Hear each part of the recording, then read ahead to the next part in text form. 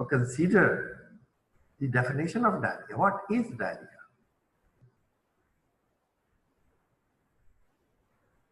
According to the dictionary,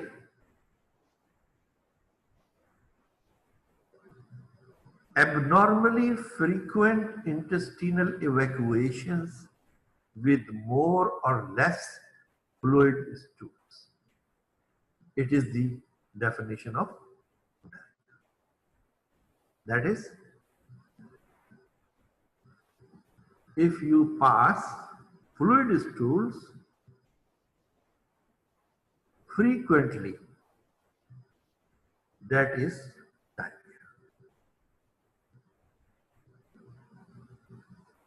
Now, episodes of diarrhea can be classified into three different categories. That is, diarrhea can be three different types. Or as per nature of diarrhea, there can be three different types of diarrhea.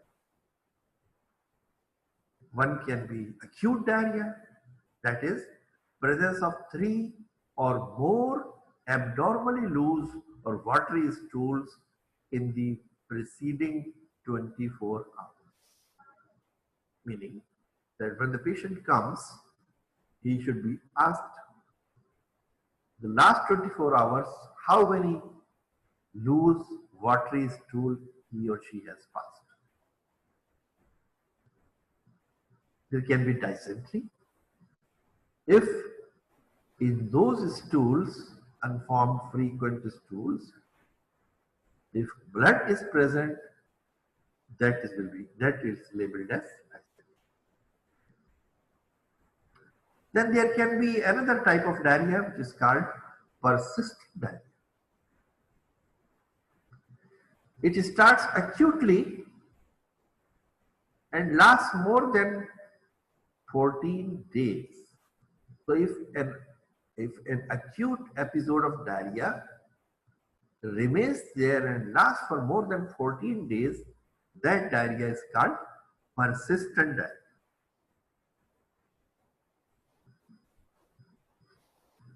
Now come to the causes of diarrhea.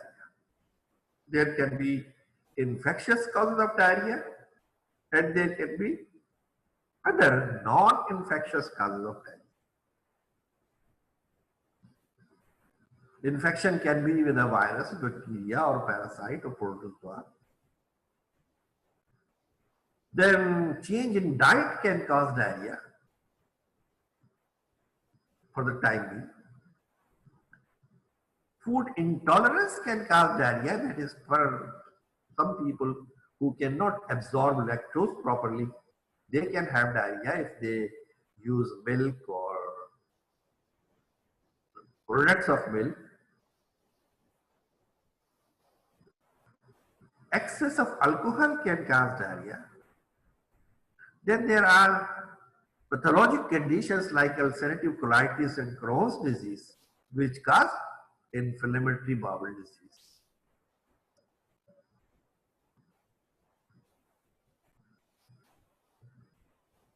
Celiac disease, malabsorption syndrome, for example, due to problem with the pancreas, can cause diarrhea.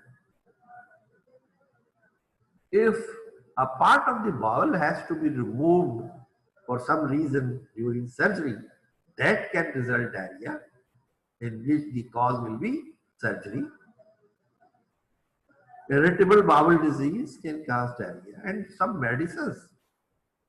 For example, there is some antibiotics whose side effect is diarrhea, and some diabetic medications like sulfonylureas, they can cause diarrhea.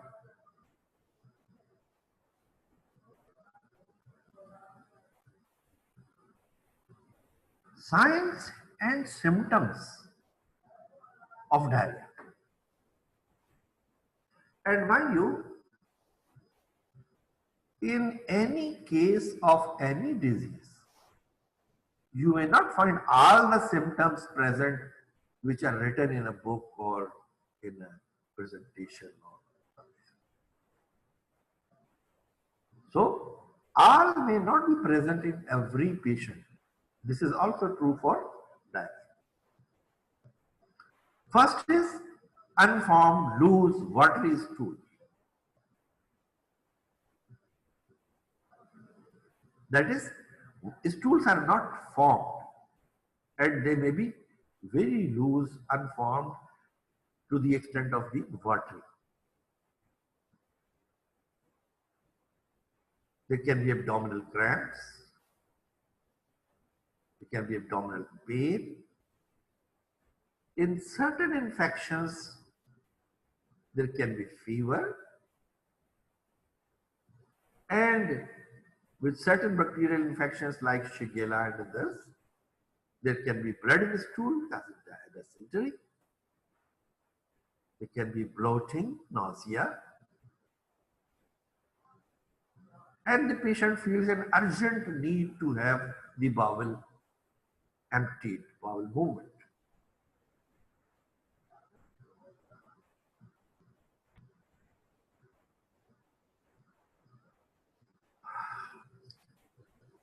Now let's have an overview of infectious agents causing diarrhea. As I said, bacteria, viruses, parasites, among the parasites, protozoa as well as helminths, all can cause diarrhea if they infect the GI. Among the bacteria, there are enterotoxigenic E. coli, enterohemorrhagic E. coli, and many other enteric pathogens from the E. coli tribe. Then there can be Campylobacter jejuni, Vibrio cholera, Shigella species, which may also cause dysentery, Vibrio hemolyticus, species of Salmonella, Clostridium difficile, particularly in those patients who have been put on long-term antibiotic therapy, Yersinia enterocolitica. Among the viruses, rotavirus, norovirus, adenovirus 40 and 41 serotypes, and astrovirus. These are 4 groups of viruses which cause diarrhea. Rotavirus causes diarrhea among infants. Then parasites, among parasites, Giardia is a universal cause of diarrhea throughout the world. Cryptosporidium, Entamoeba, Cyclospora, Dientamoeba fragilis, Blastomyces hominis. These are all protozoa which can cause diarrhea. Among the helminths, Strongyloides stercoralis, Schistosoma mansonii, and Schistosoma japonicum. They can cause diarrhea.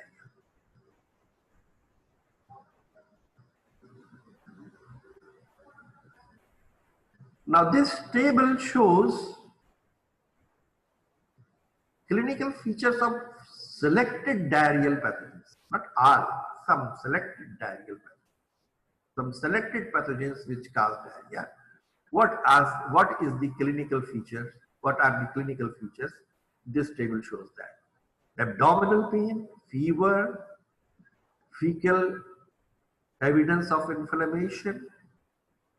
Fecal evidence of inflammation is gathered by the investigation of stool DR, that is stool detailed examination report, like urine DR, which tells whether there are pus cells present in the stool sample or not.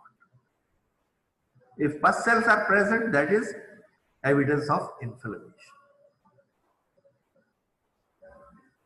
Vomiting, nausea, heme, that is blood, positive stool, RBCs, and blood as such, visible blood in stool. Heme positive stool means The blood may not be apparent on the naked eye, but when it is tested chemically, the test is positive for heme, that is blood. As you can see,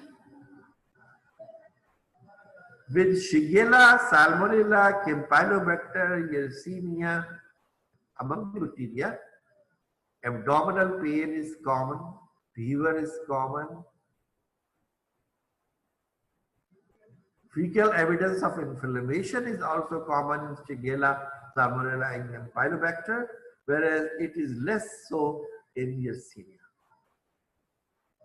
Vomiting is more seen in Shigella infections. And blood is also seen in these Shigella, Salmonella, Campylobacter, Yersinia infections of the GIT. But again, as I said earlier, not all the findings, not all clinical findings, not all symptoms can necessarily be present in one single patient. Norovirus also causes abdominal pain, may or may not cause fever. There is cyclospora among the parasites, cryptosporidium, Diarrhea, Entamoeba histolytica, all these. With Giardia, there is abdominal pain. There may be vomiting, but usually there is no fever. With Entamoeba histolytica, there may or may not be fever. With E. coli having Shiga toxin, that is enterohemorrhagic E. coli O157H7 serotype, there is abdominal pain, no fever, no evidence of fecal inflammation. There may be vomiting and there may be blood in stool. Both visible blood as well as invisible or hemolyzed blood, which is detected by a chemical test when stool DR is performed.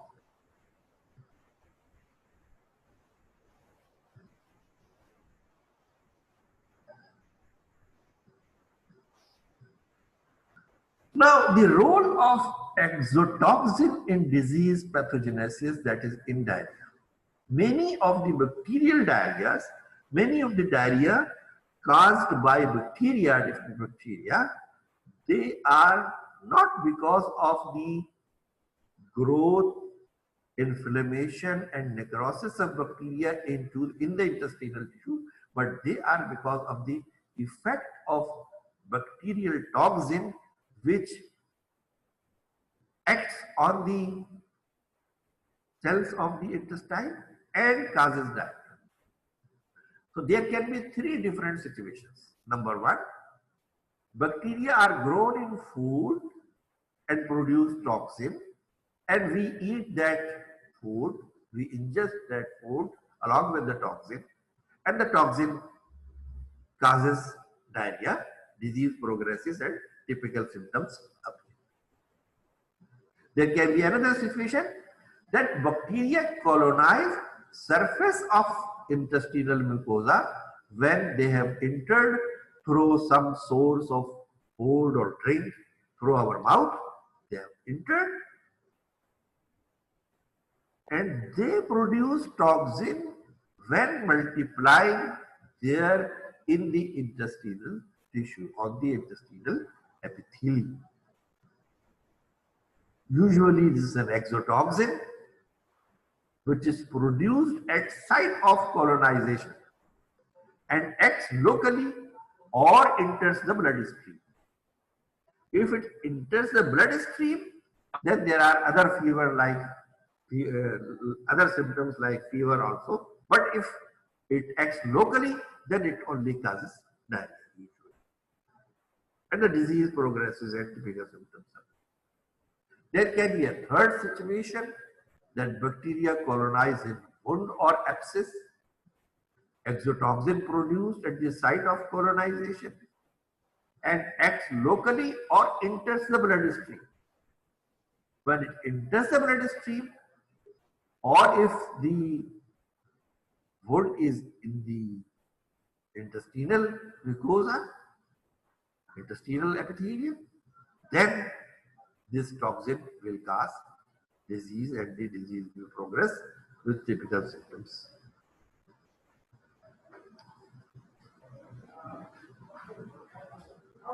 Now, pathogenic, different types of pathogenic E. coli are a major cause of different types of diarrhea throughout the world.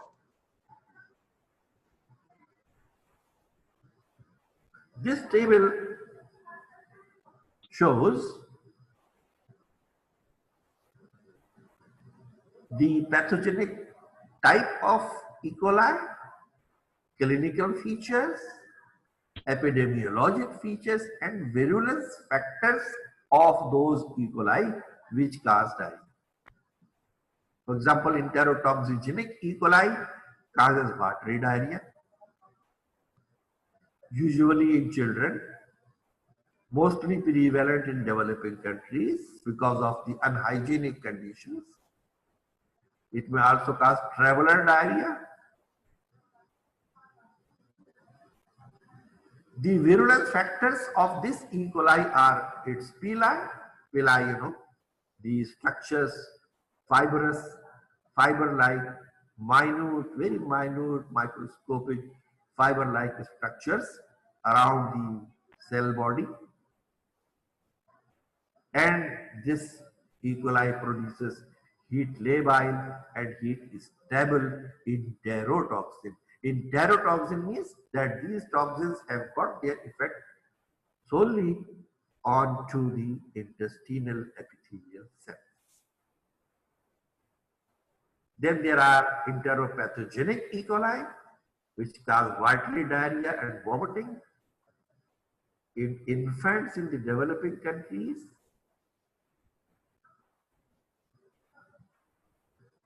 And these bacteria are provided by nature with bundle forming pili, attaching and effacing effect produced on the intestinal epithelial cells.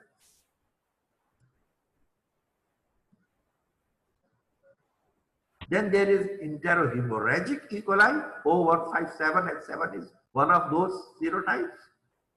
This causes watery diarrhea, hemorrhagic colitis, and hemolytic uremic syndrome as a complication. The disease is foodborne and waterborne, and outbreaks keep occurring in developed countries. I wonder if they also occur in developing countries, but in developing countries like Sri Lanka, India, Pakistan, Bangladesh, usually diarrhea is not very much investigated, and we may not have any concrete evidence or figures to show that how many cases of diarrhea in our country are because of enterohemorrhagic E. coli or enteropathogenic E. coli or enterotoxigenic. Now, these enterohemorrhagic E. coli produce a special kind of toxin which is called Shiga toxin. Shiga toxin is also produced by Shigella dysentery. This toxin attaches and effaces the intestinal epithelial cells. It attaches onto the epithelial cells and effaces, that is, it destroys or it disturbs the fascial structure of the intestinal epithelial cell in the intestinal epithelium, which is affected by the infection with enterohemorrhagic E. coli. Then there are enteroaggregative E. coli, which cause diarrhea with mucus. This is childhood diarrhea, usually caused in small children. Traveler's diarrhea can also be caused because of this. And the virulence factor of this E. coli are pili, and cytotoxin. Cytotoxin means a toxin which will destroy, which will cause the lysis of the cells on which it acts.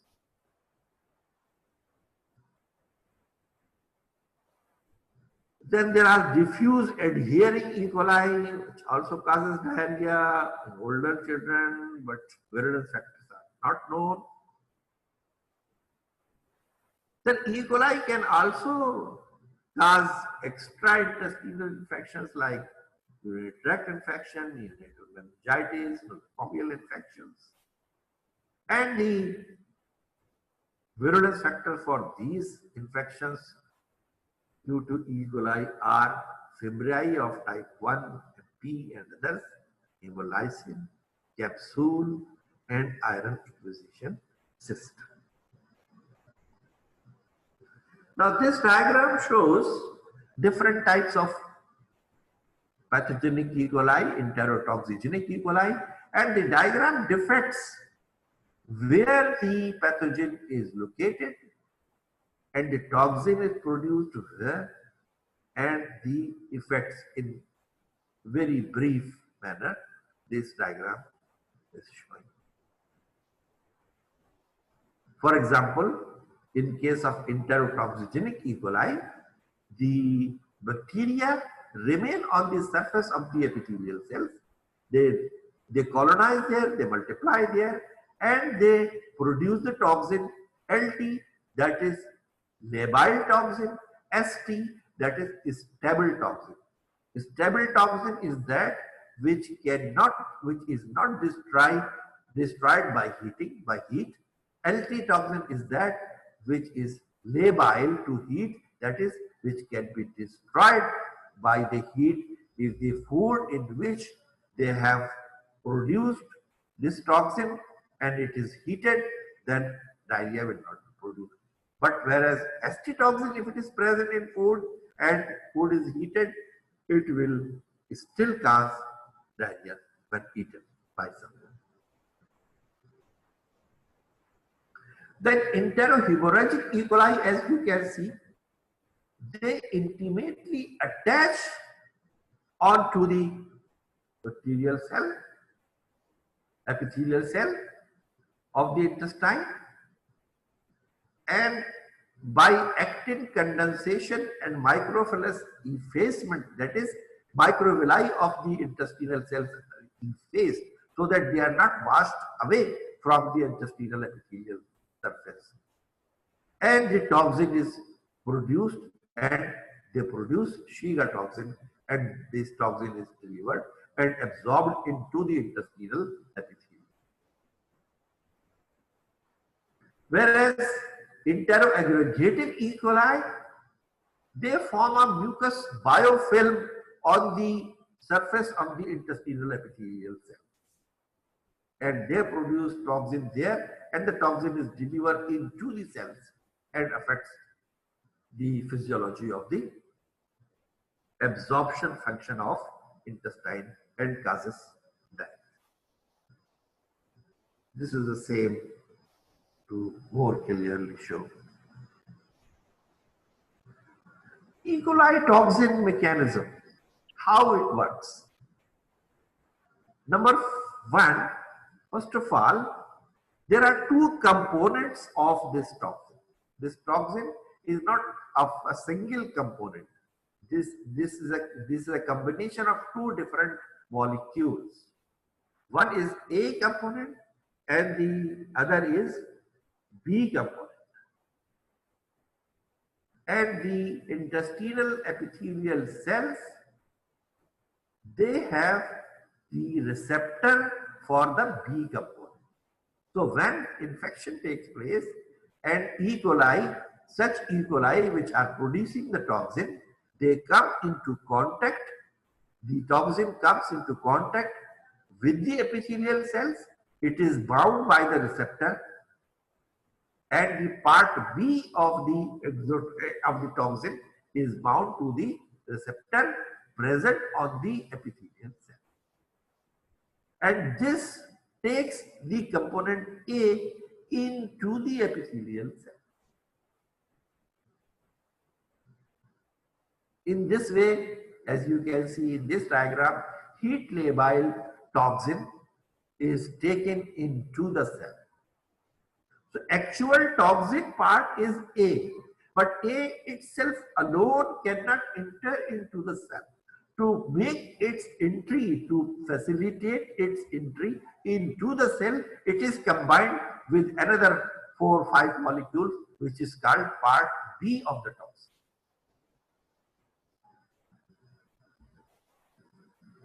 Whereas heat stable toxin can directly attach onto the surface of the epithelial cells and disseminate into the cytoplasm of the cell. Both the cases, when the toxin has been absorbed, has entered into the cytoplasm of the bacterial cell, of the epithelial, intestinal epithelial cell, a subunit causes nicotinamide adenine dinucleotide increase, which further results in ribosylation of adenine diphosphate, which again is converts in the basolateral membrane diphosphate, then it is converted to triphosphate, and this triphosphate is increases adenyl cyclase enzyme, which causes ATP to convert into cyclic AMP. This cyclic AMP, when increases in the internal part of the epithelial cell of the intestine, it causes accumulation and then excretion of water and chloride into the lumen of the intestine. When more water, more fluid and more chloride accumulates in the lumen of the intestine, it results in the loose formation or in the formation of loose stools or watery stools. And these are, when they try to pass, that causes diarrhea.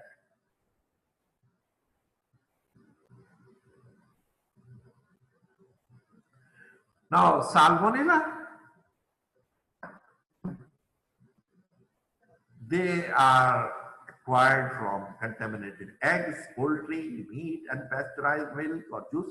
Now, mind you, these are not salmonella typhi. These are other types of salmonella which cause diarrhea. They can be acquired from animals into animals like reptiles, snakes, turtles, lizards, amphibians, baby chicks. Incubation period is 12 to 72 hours. Symptoms are diarrhea, fever, abdominal cramps, vomiting, and duration of illness is 4 to 7 days. Yersinia enterocolitica is a gram-negative rod-shaped bacteria. Optimum temperature 37 centigrade. It can tolerate even alkaline pH also. Source of the organism is intestinal tract of the infected animals, poultry and humans. Contaminated water, associated foods, seafood like meat, that is pork, beef, lamb, etc. Poultry, unpasteurized milk, water, these are all the sources of, can be sources of Yersinia enterocolitica infection. And the disease is enterocolitis, acute diarrhea, terminal ileitis, mesenteric lymphadenitis, and pseudoappendicitis. Patient feels pain in the area of the appendix, and it rather mimics the symptoms of appendix. If it spreads systemically, it can also result in fatal sepsis. Symptoms include sharp pain in the lower right quadrant of abdomen, that is appendicitis-like symptom, diarrhea, vomiting. And the complications may include reactive arthritis. Onset time, that is time taken, of exposure to the organism and appearance of symptoms is 24 to 48 hours. Infective dose is not known and duration of symptoms is 1 to 3 weeks. Shigella is gram-negative, facultative, aerobic, non-spore forming, non-motile, rod-shaped bacteria, genetically closely related to E. coli. It causes disease in primates, but not in other mammals. It is the leading bacterial cause of diarrhea worldwide. Fecal-oral transmission, and most common symptoms are diarrhea, fever, nausea, vomiting, stomach cramps, and flatulence. Then there is Helicobacter pylori. I'm sorry if I'm a bit fast, but this lecture had to be in 2 or 3 parts, but I have been given only one lecture for this, that also of 40 minutes. Helicobacter pylori is gram-negative, microaerophilic bacterium. More than 50% of the world's population has got H. pylori in their upper GI tracts. Over 80% of individuals infected with the bacterium are asymptomatic. That is, they do not have any problems, any disease. VAC-A, the vacuolating cytotoxin, is one of the most important virulence factors produced by Helicobacter pylori. Helicobacter pylori is a causative agent of severe gastric diseases such as gastritis, peptic ulcer, gastric ulcers.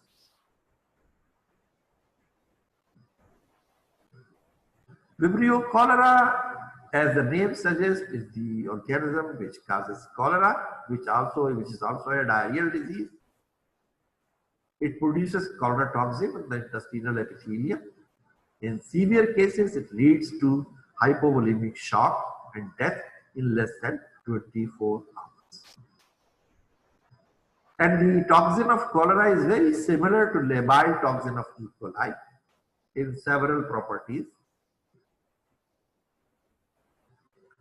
Cholera toxin is more potent than LT toxin of E. coli in biological activity. That is, less amount of cholera toxin can cause more severe diarrhea as compared to E. coli LT toxin.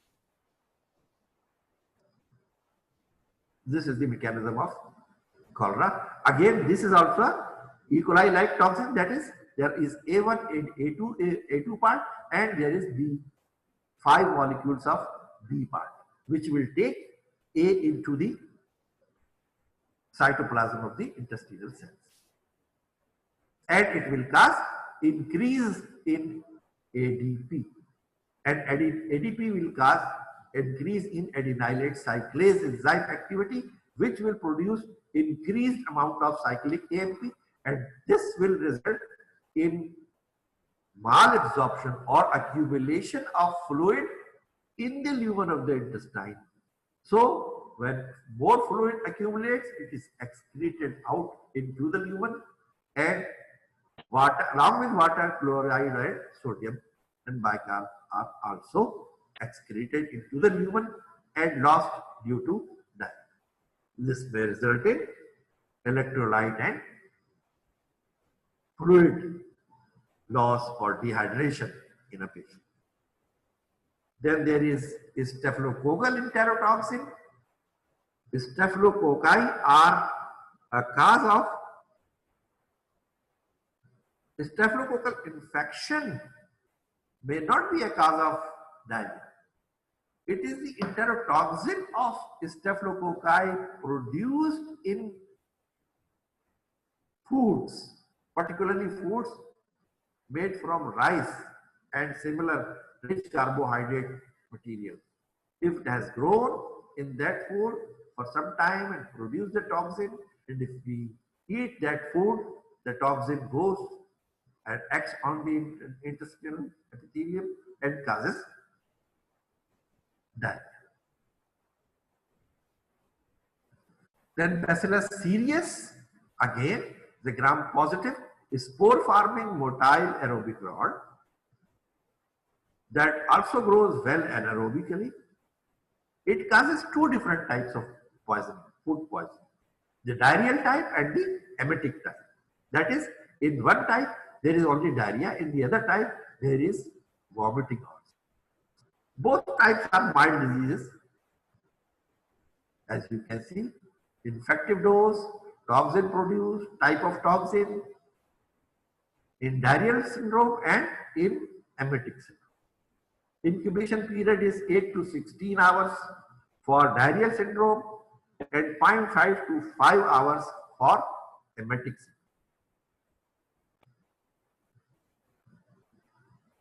Duration of illness is 12 to 24 hours if diarrheal syndrome is caused and 6 to 24 hours if emetic syndrome is caused. Symptoms in the diarrheal syndrome only abdominal pain, watery diarrhea, but in the emetic syndrome there is nausea, vomiting and malaise, sometimes followed by diarrhea due to additional enterotoxin production. Now coming to laboratory diagnosis of diarrhea, infectious diarrhea. Sample stool, molecular test, say it can be detected, viruses, bacteria and parasites.